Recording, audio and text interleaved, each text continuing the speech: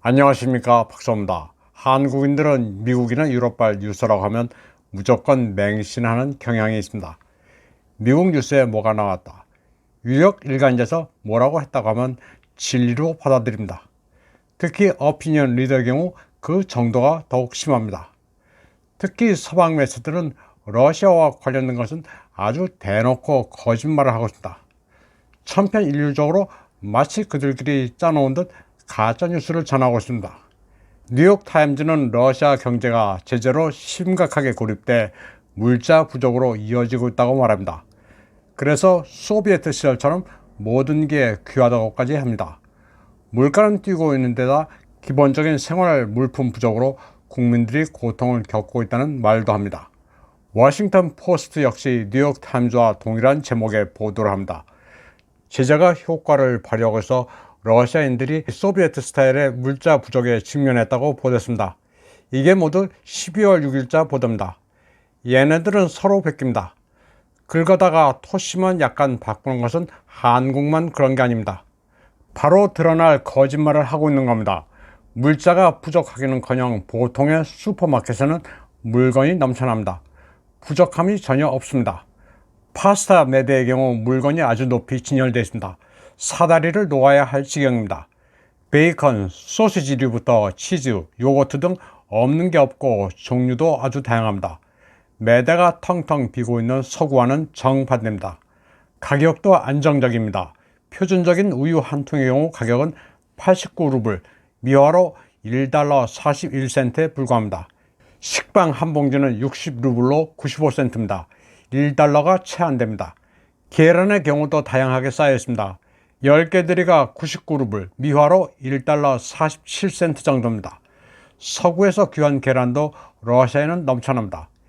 영국의 경우 계란은 귀한 식재료라 물량이 없어 판매 제한을 하고 있습니다. 시골 재래시장의 식료품 가격도 안정적입니다. 거의 변동이 없습니다. 서방의 경제 제재가 피부에 와닿는 것은 별로 없다고 러시아인들은 말합니다. 다만 경제 전쟁이 벌어지고 있는 만큼 돈 관리를 포함한 금융 지식을 배우는 계기가 됐다고 말합니다. 자동차 연료 가격 역시 안정적입니다. 휘발유가 1리터당 47루블입니다. 미국은 휘발유 가격이 폭등했지만 러시아는 변동폭이 별로 없습니다. 리터당 45루블에서 47, 48루블로 약간 오른 정도입니다. 먹을 게 충분하고 겨울을 따뜻하게 보낼 수 있는 러시아에서 무슨 민심 이방 같은 것은 있을래야 있을 수가 없습니다. 유럽인들은 지금 춥고 배가 고픕니다. 미국은 유럽보다는 상대적으로 낫지만 어려운 것은 마찬가지입니다. 러시아 관련 보도는 다 이런 식의 사기입니다. 그래도 미국인들은 뉴욕타임즈, 워싱턴 포스트, CNN 같은 매체들이 가짜뉴스의 온상이라는 것을 잘 알고 있습니다. 신뢰도가 매우 낮습니다. 그러나 한국인들은 오히려 이런 주류 매체를 무지성으로 신봉합니다. 텍스트가 영어로 되어 있으면 그것을 읽을 줄 안다고 지식인연합니다. 그러니 한국인들이 앵글로 섹슨보다도 더 러시아의 적대적인 코미디가 연출되고 있는 것입니다. 우크라이나에서 벌어지고 있는 푸틴과의 싸움을 위해 허리띠를 졸라매라는 요구에 맞서 서구 전역에서는 다들 들고 일어나고 있습니다. 러시아 매체 리아 노보스티는 세관원에서 장의사까지 모든 사람이 모든 곳에서 파업 중이라는 제목의 기사를 게재했습니다. 이것은 러시아의 선전이 아닙니다. 그냥 있는 팩트들을 나열한 것입니다. 해당 각국의 뉴스 사이트를 검색하면 바로 나오는 내용들입니다. 영국의 인디펜던트는 간호사, 우체부, 심지어는 관을 만드는 장의사에 이르기까지 모든 종류의 파업이 2022년 말까지 영국에 영향을 미칠 것이라고 보도했습니다.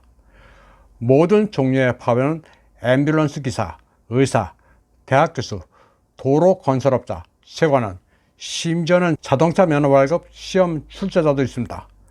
우체부의 파업도 그 여파가 상당합니다.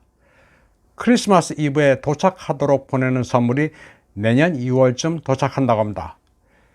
영국에서는 스코틀랜드의 유일한 관 공장 직원들이 11월 초부터 주기적으로 파업을 시작해 장례 산업 전반에 심각한 문제를 일으키고 있습니다.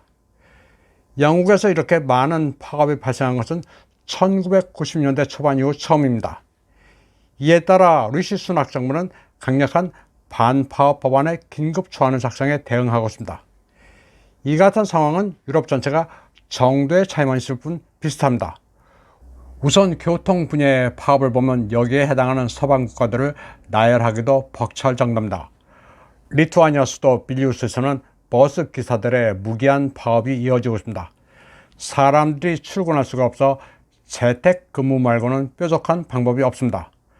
프랑스에서는 거의 1만 명의 철도기사가 파업에 들어가 승객 운송이 마비됐습니다. 국제 시외 열차 운행의 60%가 취소됐습니다. 특히 업무량이 많은 크리스마스 주말 전날에도 시위가 예고되어 있습니다. 여기에다 프랑스 항공사 직원들이 파업에 합류하면 사태는 더 커집니다. 포르투갈의 경우 항공사 테베 승무원들이 이틀간 파업을 하는 바람에 360편의 항공편이 결항됐습니다. 스페인 항공사 라이언에어도 파업의 몸살을 앓고 있습니다. 국내 22개 공항의 업무가 마비되는데 시위는 1월까지 이어질 예정입니다. 스페인 정부는 사회주의자와 포데모스 블록으로 구성돼 노동자의 권리를 보호하는 좌파지만 파업에는 강경 대응하기로 했습니다. 가능한 한 모든 방법을 동원해 파업을 제한하거나 금지하려 하고 있습니다. 최근 마드리드는 파업 중인 운전기사를 진압하기 위해 5만 명의 경찰을 투입했습니다. 미국의 조 바이든도 최근 전국 철도 파업을 금지하는 법안에 서명했습니다. 철도 근로자이고는 적어도 일주일의 병가를 낼 수 있는 기본적 권리였는데 거부됐습니다. 바이든은 늘 자신을 미국 역사상 가장 노조 지향적인 대통령이라면서 모든 시민의 병가 권리를 보장하겠다고 했지만 현실은 달랐습니다. 캐나다 역시 마찬가지입니다. 소위 자유주의 정부라는 트루도 정권이 올해 초 체포, 물대포, 최루탄, 심지어는 시위자의 은행 계좌 동결 같은 방법으로 트럭 운전기사들의 시위를 진압한 바 있습니다.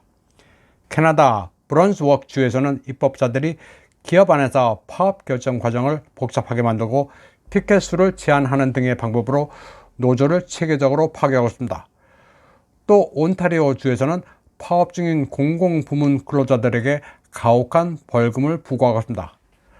파업이 있는 날마다 근로자는 평균 월급인 4,000 캐나다 달러의 벌금을 내야 합니다. 그리고 파업을 조직하는 노조는 하루에 50만 달러를 물도록 만들었습니다. 금전적으로 파산하도록 아주 강력한 조치를 시행하고 있습니다. 트루도 정권은 대표적인 좌파 리버럴이지만 그 통치 방법은 좌우 가리지 않고 누구에나 가혹합니다. 이게 모두 거지로 전락하고 있는 소위 서방 선진국에서 나타나는 현상들입니다. 모두 우크라이나에 지지를 보내는 나라들입니다.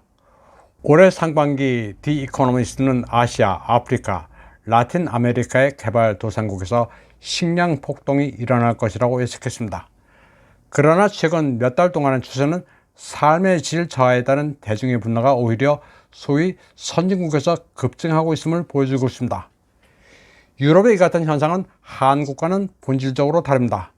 한국인들은 다른 나라의 경우를 마구 가져다 붙이는데 원인 자체가 한국의 사례와는 전혀 비교할 수 없습니다. 거지가 되고 있는 유럽 국가들의 파업은 우크라이나를 지원한답시고 국민들을 더 이상 쥐어짜지 말라는 겁니다. 이번 방송은 여기까지 하겠습니다.